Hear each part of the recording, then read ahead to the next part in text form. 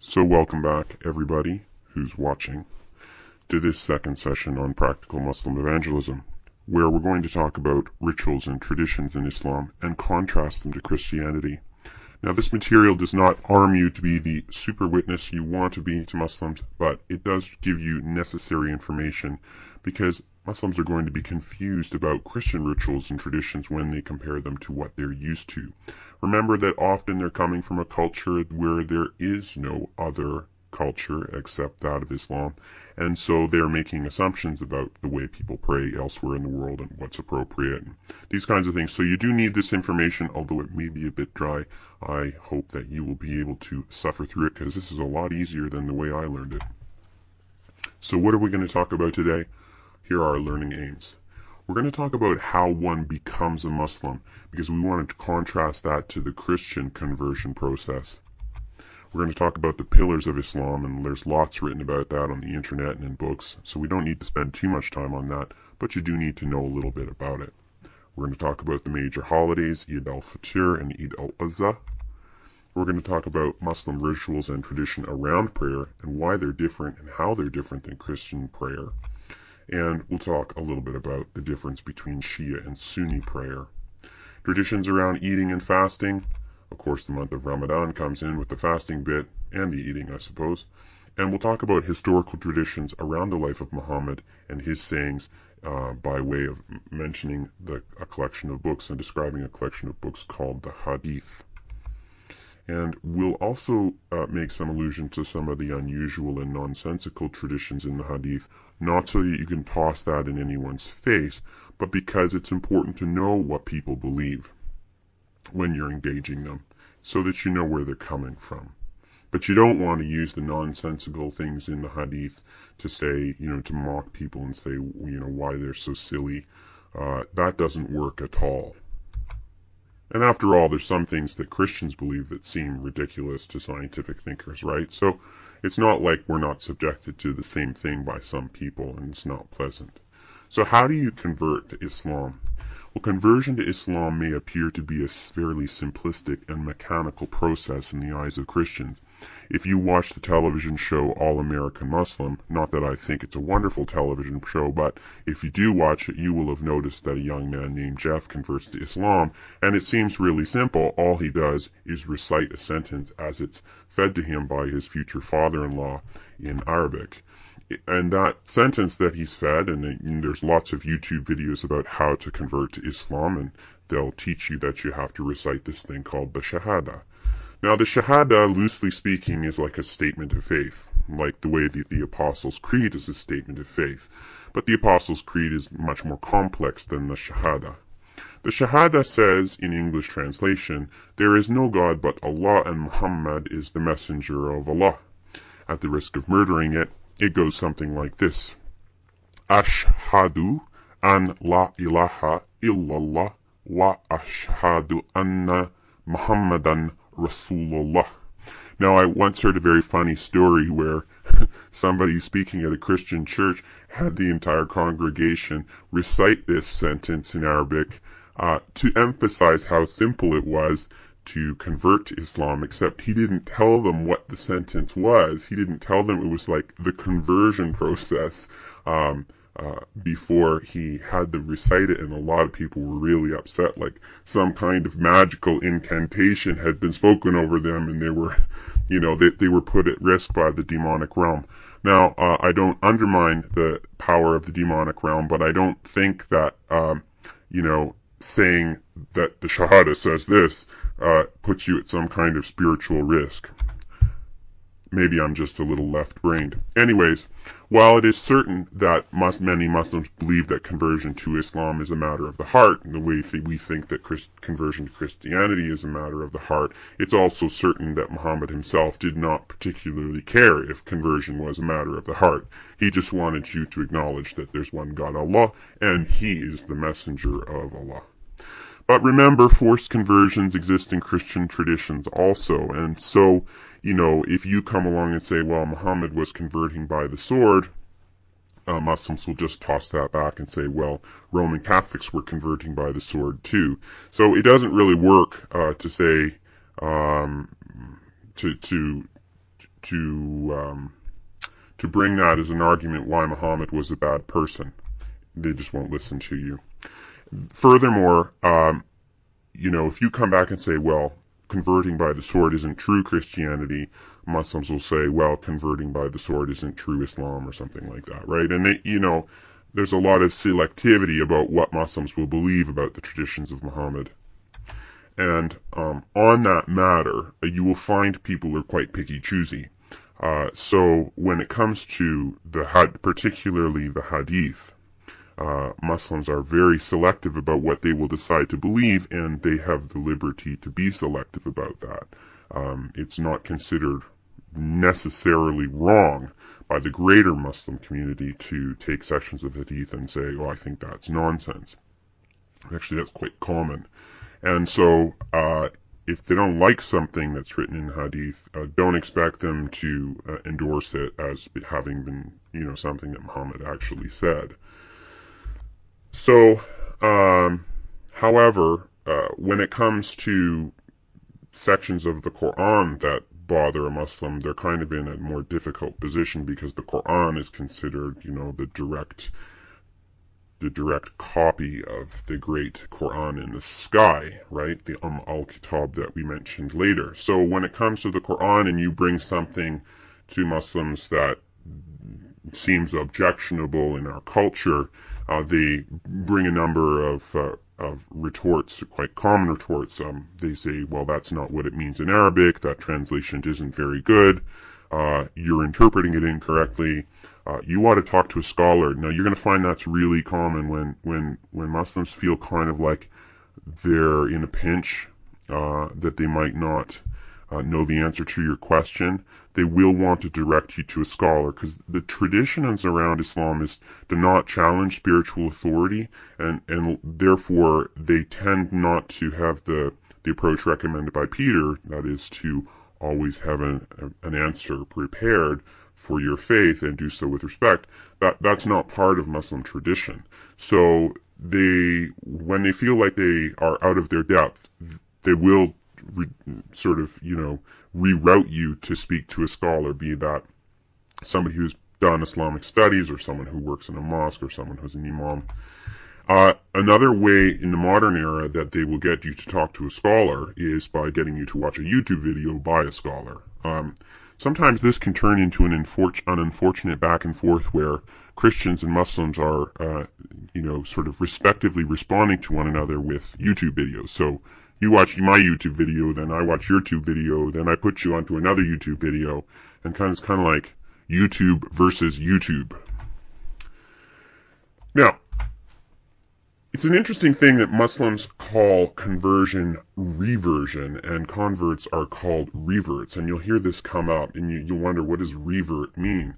Well, the notion is that everyone is born a Muslim by their very nature, and they spend their life finding their way back to Islam. So they're not converting to Islam, they're coming back to Islam, which is called reverting. I was once told by the young lady who got me started on my whole intellectual journey, spiritual journey, learning about Islam, I should say, one of her openers to me was, well, you Christians are just Muslims who have lost their way. And now in retrospect, I see that is a reflection of her notion that I was once a Muslim and I'm just finding my way back, and I found my way to Christianity, which is, not my final destination. That's how she viewed that, because she thought I was a decent person, so, naturally I should become a Muslim. Once you are a revert to Islam, there is no allowance for conversion to any other religion. You must understand that, and that is reflected in a lot of Muslim practice, particularly outside the West and in countries in the Middle East. Death for apostasy being leaving of the religion, is certainly enshrined in the Hadith. Anybody who tells you that is not enshrined in the Hadith is just totally wrong. Here it is. So the particular compilation of sayings of Muhammad that is given the most credence is called Sahih Bukhari. And it's a massive volume, but this is a quotation from Volume 9, Book 84, number 57. So, some atheists were brought to Ali, and he burned them. The news of this event reached Ibn Abbas, who said, "If I had been in his place, I would not have burnt them, as Allah's apostle," that's Muhammad, "as Allah's apostle forbade it, saying, 'Do not punish anyone with Allah's punishment, which is fire.' I would have killed them according to the statement of Allah's apostle. Whoever changed his Islamic religion, then kill him. So Allah's apostle is, of course, Muhammad, and changing your Islamic religion means leaving Islam, and that is that's sort of the proof text for death for apostasy. Now, that isn't an isolated saying in the hadith. It appears in a number of other of the hadiths. For example, I will leave you with references from Sahih Muslim and Abu Dawood, and it's also mentioned in Ibn Ishaq, which is the first biography of Muhammad. So, for a comprehensive list of citations, you can go to a Muslim resource, wikiislam.net, and you can search for Quran, Hadith, Scholars, and Apostasy, and I will provide the link in the description for that. So what are the pillars of Islam? The pillars of Islam are the 5 kind of cardinal beliefs of the Muslim. That would be the best way to put it. And you'll hear people refer to the pillars of Islam. Just like pillars hold up a building, these are the things that Muslims believe hold up Islam. There's a wide variety of material about this on Christian and Muslim websites, so you can read about that. We're just going to go over them briefly and describe what they are. They are the declaration of faith, the Shahada. Now, we've just talked about that. Next is prayer, or what they call Salat. Salat would be plural for prayer. Ritual fast, Ramadan. So, participation in Ramadan is considered an essential practice in Islam. Pilgrimage, which is called the Hajj. That's where people go to the Grand Mosque at Mecca and circumambulate the Grand Mosque at Mecca. And finally, charity, which is called zakat. This works, people have all heard about tithing, who are Christians, of course. In Muslim belief, it's not a tithe, it's 1.5%, and it's given annually, but many people would hold to 1.5% of your net worth. So that's actually not as measly an amount as you might think. So there are 2 major holidays in Islam. There's Eid al-Adha. Now, I know that's spelled or transliterated Adha, but it's to be pronounced Adha. It's kind of a mix of a Z and a D, H and a TH. It's kind of, there's no right letters for it, but it's Eid al-Adha.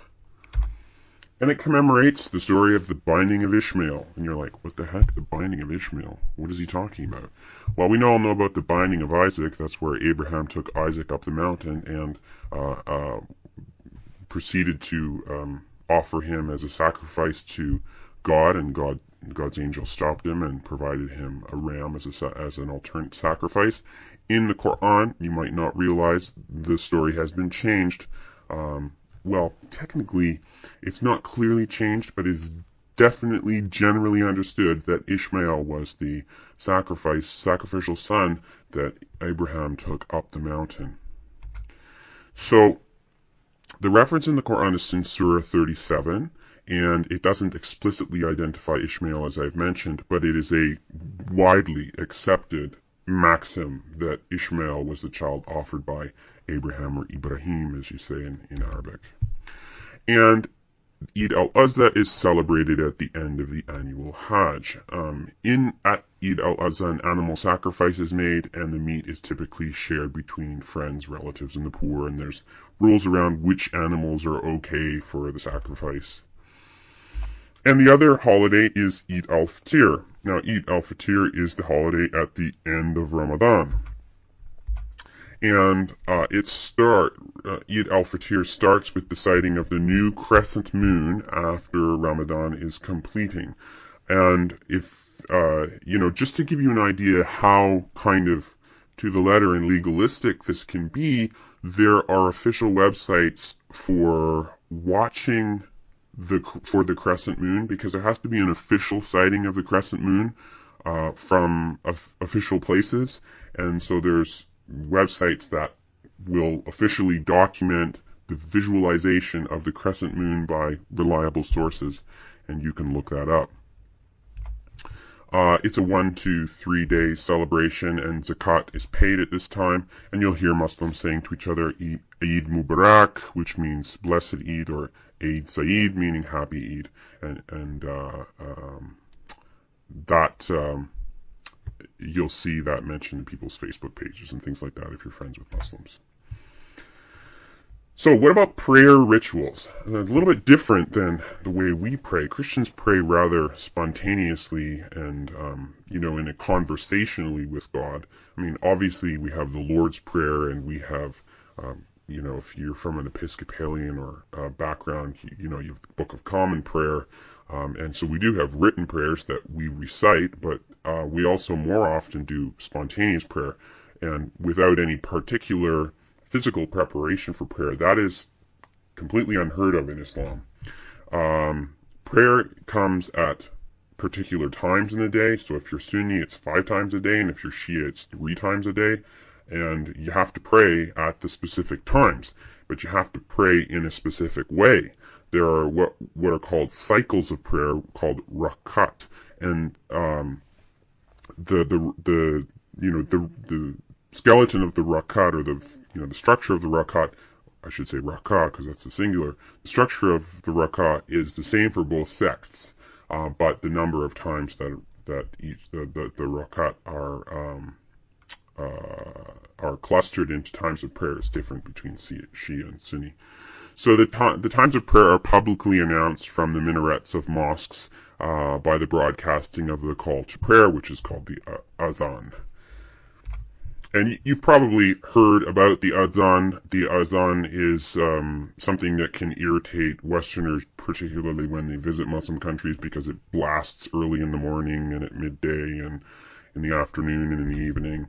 And the words of the azan reinforce the supremacy of Allah as the one true God, and the role of Muhammad as his prophet and the final and most important of the prophets. And you're going to see that pattern in Islam, that Muhammad in the Quran is constantly reinforcing his role as the messenger, the preeminent prophet. In any case, the adhan begins with the widely recognized Arabic expression Allahu Akbar, which is basically translates to God is great or God is greatest. And these are the words to the adhan. So if you go on YouTube and you listen to a recitation of the adhan, it won't seem completely, foreign to you. You can listen to it and you can follow it along. I'm not going to do that, but you can see that there's a bit of the shahada in there. I bear witness there's only one God except Allah, and that Muhammad is the messenger of Allah. So those two things are the shahada, and then there's a request to come to prayer. It's probably worth listening to the adhan and looking at the Arabic transliteration so that you kind of know what that means. You don't need to know much more than that, but you can see that Muhammad is built right in to the adhan. In the Shia tradition, the adhan is a little bit different. The Shia tradition has Imam Ali as the vice regent of Allah, so he's, a successor to Muhammad is explicitly stated in the Shia version of the adhan. Imam Ali was the fourth caliph of Sunni Islam and is the first imam of Shia Islam, so he holds a very important role in both Muslim traditions. He's both the cousin and the son-in-law of Muhammad, and he's frequently artistically portrayed. There he is, and he's portrayed wearing green. There does not seem to be the kind of prohibition against drawing his face that is held against drawing the face of Muhammad. So the cycles of prayer, or the rakat. Cycles of prayer consist of recitation and posturing, preferably in a mosque. So you have to do the recitation in a particular way, and you have to undertake certain postures while you're praying in that cycle of prayer. The prayer times, as I mentioned, are different. for the Sunnis and the Shia, but the number of rakat that are performed each day is the same. So what constitutes a cycle of prayer? We start with the takbir, which is the statement Allahu Akbar. There's supplications. There's recitation of Surah number 1. There's recitation of any other surah, but, Surah 112 is chosen. Pragmatically speaking, I would think probably because it's so short, but Muslims would argue it's because it encapsulates the beliefs of Islam so clearly, and we went over it last day. It's an important surah to know about. There's bowing, straightening up, prostration, and sitting, and then finally a greeting, and then that cycle is completed a certain number of times depending on which prayer time of the day you're dealing with. If you want to learn more about, how Muslims pray and see it, there's lots of YouTube videos of Muslims teaching Muslims how to pray properly. And I will say that there's a lot of emphasis on correct praying. There's a lot of emphasis on perfect structure of praying. And you're going to see that in a lot of aspects of in recitation of the Quran. Things need to be perfect. The prayer needs to be perfect. There's right ways of doing things. In Christianity, we would say, the halting prayer of a 3-year-old to God is just as valuable as a sophisticated prayer by a theologian, right? And so we all understand that in Christianity that's normative. But in Islam, there's a right way to pray and a wrong way to pray. And this is kind of borne out in some prescriptions on websites and things like that. I think I have something about that coming up. But some peculiarities about prayer. Women are not permitted to pray during menstruation, and this comes from Sahih Bukhari again. Aisha is the youngest wife of Muhammad, the famously young wife. We'll be talking about that later. The Prophet said to me, "Give up prayer when your menses begin, and when it is finished, wash the blood off your body, take a bath, and start praying." So menses are mentioned many times in the hadith, but that's the one that pertains to women not being permitted to pray during menstruation. Another peculiarity is that the mark of prayer, the sign of prayer, is considered a mark of spiritual grace. And so what is the sign of prayer? Well, it's basically a callus on your forehead from having your forehead contacting the prayer carpet or the prayer rug so frequently. So there's Zawari, and there's his mark of prayer, and that is considered a mark of devotion to God and a mark of, spiritual greatness. That's not the word I'm looking for, but anyways. All prayers are equal, but some are more equal than others. And this is a very interesting thing. Depending on where a prayer is performed, the prayer is assigned value, numerical value, strangely enough. So, Allah's Messenger, peace be upon him, you'll frequently see that abbreviated PBUH, or in Arabic, the letters that would abbreviate that are SAW. So if you see Allah's Messenger, SAW means the same thing. The prayer of a person in his house is a single prayer. Okay, so that's worth 1 unit of prayer. His prayer in the mosque of his tribe has the reward of 25 prayers, so that's worth 25 times as much. His prayers in the mosque in which the Friday prayers have been observed is 500. His prayer in the mosque of Aqsa is worth 50,000 prayer. And the prayer in my mosque at Medina is a reward of 50,000 prayer. And his prayer at the sacred mosque at Mecca is worth 100,000 prayers. Now that seems bizarre to us, but that's what Muslims believe. So that encourages them to pray in a collective with one another. How do you prepare for prayer? Well, Muslims don't just jump into prayer. They don't say, "Let me pray for you," and, bow down there on the spot and lift up their, supplication to God. They perform what they call wudu, or ablution in English, before they pray. They have to wash, and there's a particular procedure for washing. There's you'll see in Muslim countries there's a sink kind of at foot level, and that allows them to wash their feet, and then they wash their hands, they put water over their face, and they put water up their nose. Passing of gas, believe it or not, actually nullifies wudu, and so you have to repeat the ablution. I've provided a reference from Sahih Bukhari about what constitutes a nullification of somebody's ablution, and and water is snorted in the Muslim ablution process, and the theological reason, I know seems very strange, but this is it. If anyone rouses you from sleep and performs ablution, he should wash his nose by putting water in it and then blowing it out 3 times, because Satan has stayed in the upper part of his nose all night. I don't think I need to say anything more about that. That is very strange. When Muslims enter the toilet, they enter left foot first and they depart right foot first.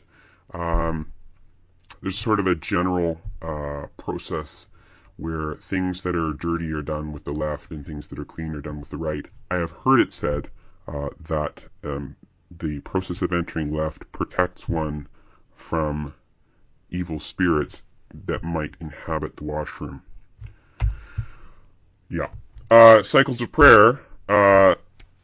There is a tremendous emphasis on perfection, as I mentioned earlier, and this is a quotation from a website, from a mosque's website, and I'll just read it to you. The pronunciation of the surahs and other recitations during prayers must be correct in their pronunciation in accordance with the Arabic language and its rules, and must be letter perfect.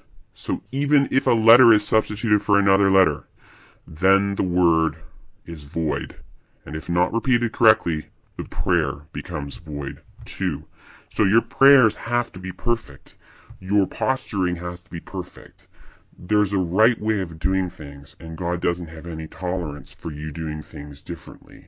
And your prayers are rote, and they're done at certain times, and they're done in certain ways. Now, it's not as if Muslims don't have any room for the spontaneous prayer of supplication, which they would call dua, but even the dua prayers are most often read. So, they have a concept of praying, spontaneous prayers, and they do, as we all do, I think. Even when we're children and don't know much about God, we have this notion that we ought to just voice our concerns to God. But that's not encouraged. So recitation becomes a high art form, and lots of people talk about, a most beautiful or particularly beautiful recitation of a surah, or a section of whether a surah associated with the prayer ritual, or any other surah. And so, just like calligraphy is a high art for Muslims, because they discourage art as an undertaking, likewise, recitation of the Quran becomes their version of music. And if you haven't noticed, many Muslims don't believe that there should be music. And so the recitation of the Quran becomes their music, and the writing of Arabic calligraphy around their religion becomes their art. I think you can see that a world without music would be so, I don't know, what's the word? It'd be so empty. And the Muslim world is a world without music, where the only kind of music is this recitation of the Quran, which is distinctly musical, I might say, but is not music, if you ask them. Quick note on legalism. I've just mentioned that. There's a strong sense of obligation and fear and slavery in the prayer ritual. I've had many Muslims say to me, I am not a messenger of Allah, because that would be blasphemous. That would be saying you're a prophet. I'm a slave of Allah. Now, Paul says similar things. He says, I'm a bondservant of the Lord Jesus Christ. And we all have a sense in which we are bondservants of Christ, but we're also, John saying behold what manner of love the Father has given unto us, that we should be called the sons of God. So we have this notion of sonship, of brothership, and of servanthood when it comes to God, but Muslims only have the sense of obligation, fear, and slavery. They don't have the sense of father, son, dad asked me to cut the lawn, so I'm going to do it because I love him and he loves me. There's none of that kind of back and forth. So the most valuable prayers are those that are mandatory. That's just to point out that, dua is not a substitution for in-mosque cycles of prayer. Legalism has an incredible power over people. It makes them self-righteous, so people become self-righteous because they're better at doing prayers, or they do it more rigorously, more thoroughly, more often than other people. We already have a scoring system on what prayers are worth. We have this scoring system that Muhammad has alluded to, or that Bukhari describes, where one prayer is worth 50,000 times more than another, for example. So let's move to traditions around food now that we've talked about some of the things around prayer. They're just like Jews have a concept of kosher, and there's a long list in the Levitical text about what is kosher and what is not. Likewise, Muslims have this concept known as haram or halal. Halal food would be the equivalent of kosher, and haram food would be food that is forbidden. Dietary laws of the Muslim community are very limited in comparison with the Levitical account, even though Muslims will say, Muhammad came and brought back the dietary law that the Christians had abolished. That's not true, because the dietary law in Islam is very limited compared to the dietary law and the dietary rules in the Levitical law. So I would say, if he's restoring an abandoned law, he had incomplete records of that law. But, it won't work to come and say, well, here, let's look in the Levitical account and see whether Muhammad really restored the full dietary law that the Jews upheld, because Muslim will just turn back and say, well, that copy of the Bible that you have has been corrupted. Now, we're going to talk lots about that in the future, but using the Bible as a tool to instruct Muslims about what Judaism is and what Christianity is usually doesn't work in the beginning, because they dismiss the entire biblical record as having been corrupted. It's always phrased in the passive voice, it has been corrupted, because they have no way of knowing who corrupted it. They just think it has been corrupted. And this is a kind of a form of brainwashing, because they can't provide any historical record that has been corrupted, although they love Bart Ehrman. And we'll spend a whole session on Bart Ehrman and Bart Ehrman's very unlikely relationship with the Muslim community. Not that he has a relationship, just that they love him. In any case, foods considered haram include pork, not surprising, alcohol. Now, this is very interesting because, alcohol is forbidden for Muslims. Note that alcohol is forbidden for Mormons also. But in the Muslim tradition of the Quran, heaven will have alcohol that doesn't cause a hangover. So, if it's good enough for heaven, how come it's not good enough for earth? I don't know. But I'll give you those two surahs to look up if you're interested in finding about the mention of alcohol in the Quran. You're not allowed to consume blood. Likewise, in the Levitical tradition, carnivorous animals. Likewise, in the Levitical tradition, you wouldn't consume a bird of prey, for example. But any food that could be contaminated with any of these would also be considered haram. So gelatin, glycerin, because it can be taken from animal parts. Ethanol extracted vanilla, by way of example. Ramadan. Ramadan is the Muslim holy month of fasting from water and food from sunup to sundown. If you live in the northern hemisphere, Ramadan can be a lot tougher because the duration of the fast is much longer when you live in the northern hemisphere, and if Ramadan falls in kind of the spring or summer. It must be understood, though, that the Muslim is fully allowed to eat and drink water between when it's dark outside. So there are huge feasts every night. The dates for Ramadan are a moving target because Muslims use a lunar calendar, and during that night there are these big feasts, and they rise early in order to eat before the sun comes up. In Saudi Arabia, the work days are shorter during Ramadan, and people will often go to bed in the afternoon and sleep the last of the day out because they're going to be up in the nighttime having their feasts and getting up early in the morning. So it is said by some of my Muslim friends that people gain weight during Ramadan. That would be surprising, but I think that's probably true since it was Muslims who told me that. In any case, so what is the Hadith? Now, I've alluded to this.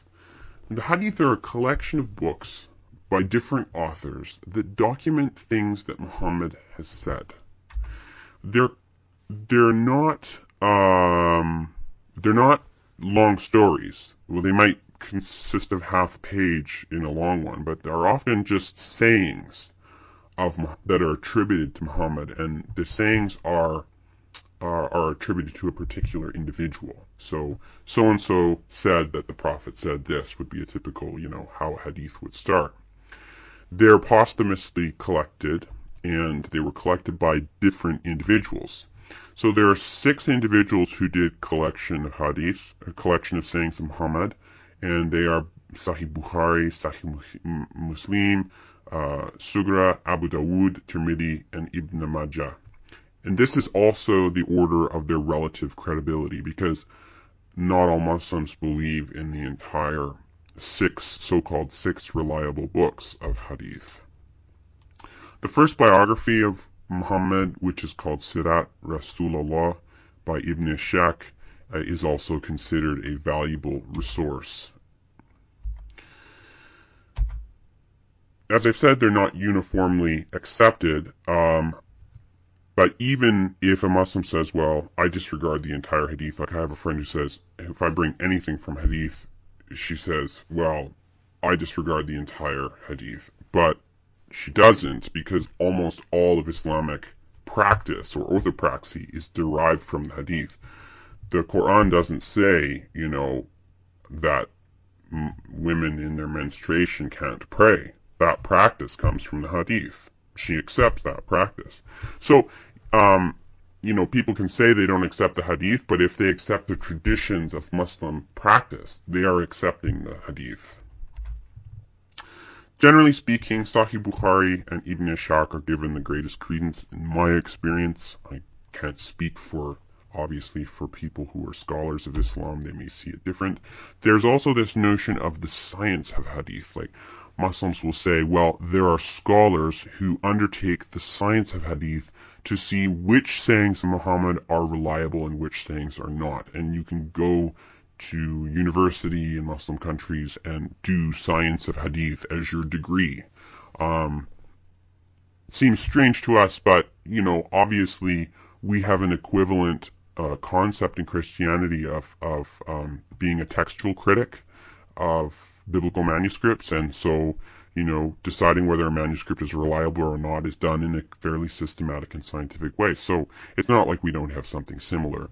And those who study the science of hadith will decide, for the Muslim community, which hadith, which persons bringing quotations about Muhammad are reliable and which are not. So sayings are generally arranged into books of related content, but one saying would not necessarily be related to the next saying. They're just they're clustered a little haphazardly. The individual who to whom the saying is attributed is identified at the beginning, and there's repetitive content in hadith even within Sahih Bukhari, because two different people might have said the same thing, or between Sahih Muslim and Sahih Bukhari, because both of them recorded the same thing, maybe by the same person, maybe by two different people.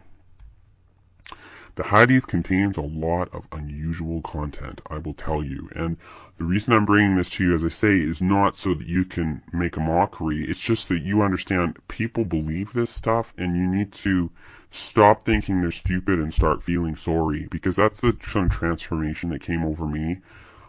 You know, at the beginning I thought, oh, they're all, you know, when I was in high school, I just think, you know, they're all kind of crazy. But as I learned what they read, the Quran, and I learned what they believe out of the Hadith, I started thinking of them as being deceived and feeling a lot more compassion about things. And I think that may be something that happens to you too. So, let's take an example. From Volume 5, Book 58, number 200 from Sahih Bukhari. That once he was in the company of the Prophet, carrying a water pot for his ablution, for cleaning his private parts. While he was following him carrying it, that is, the pot, the Prophet said, "Who is this?" And I said, "I am Abu Hurairah." The Prophet said, "Bring me some stones in order to clean my private parts, and do not bring any bones or animal dung." Abu Hurairah went on narrating, "So I brought some stones, carrying them away in the corner of my robe, till I put them by his side and went away. When he finished, I walked with him and asked, 'What is it about the animal bones and the dung? The bones and the animal dung?' And he said, 'They are the food of jinns. The delegate of jinns of the city of Nasibin came to me, and how nice those jinns were, and asked me for the remains of human food. I invoked Allah for them, that they would never have to pass by a bone or animal dung, but find food on them.'" Okay. Totally bizarre. What's going on here is that, first I need to explain that ablution can be performed with sand if water is not available. I think that's probably, fairly practical thing, because water is definitely not always available in the desert. But Muhammad specifically says to his companion, "Bring me stones in order to wipe my private parts." I'm not saying that that would be comfortable, and it seems very strange to specifically say, and by the way, no bones or animal dung in among the stones. Why? Well, because bones and animal dung appear to be the food of the jinn. Now, what are the jinn? The jinn are genies, in English, spirit beings. See, Muslims believe that there are angels and demons, like we do, and us, but they also believe in a parallel species of spiritual beings called jinn. And we're going to spend time talking about the jinn.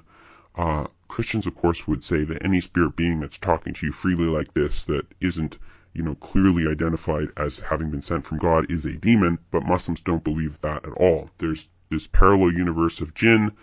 They're made from fire. Yes, that's what they believe, that they're made from fire, and they can be good or bad, so they can be Muslim or not. They can convert to Islam.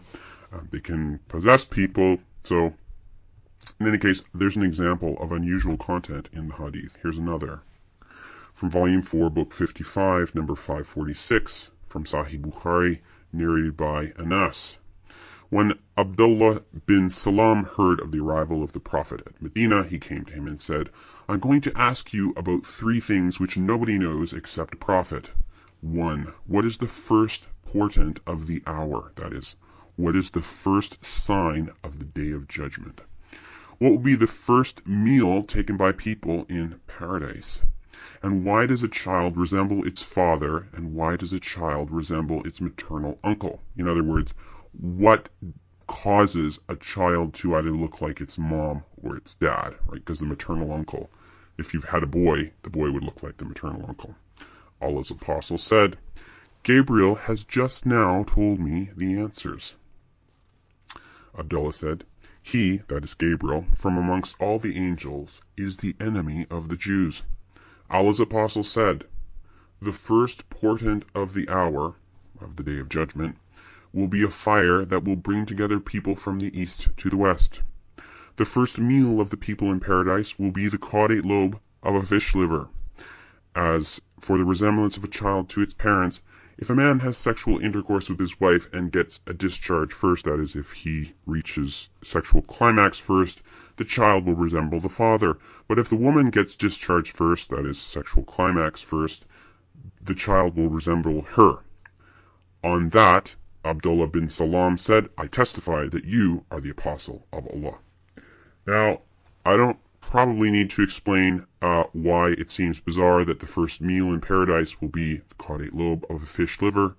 It's just so out there and strange. I don't even know what to say.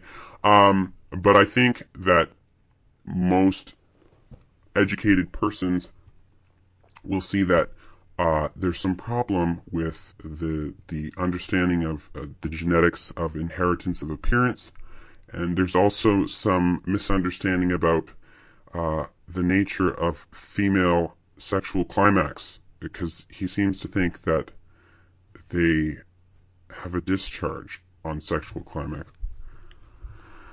I don't even know what to do with that, but I'm not going to touch it. It's very unusual. Let's move on. I'm getting uncomfortable. Okay. Another example of unusual content, book, volume 4, book 54, number 492. It was mentioned before the Prophet that there was a man who slept the night till morning after sunrise, and the Prophet said, he is a man in whose ears Satan has urinated. Here's another. During the pre-Islamic period of ignorance, I saw a she-monkey surrounded by a number of monkeys. They were all stoning it because it had committed illegal sexual intercourse. That is, it had engaged in, I don't know, adultery or fornication. I too stoned it along with them. Volume 4, book 54, number 537. If a housefly falls in the drink of any one of you, he should dip it in the drink. For one of its wings has a disease, and the other has the cure for that disease. It seems like Muhammad could just make stuff up, and people believe him. But that's the power, you know. And, you know, we can all giggle at how ridiculous that all is, but if he said those things, which he probably did, and people believe them, so that you can say something completely outrageous and people believe you, that is a cult. I mean, that's the amazing thing about cults, is you can take normal people and you can turn them into automatons that don't think, and you can tell them anything.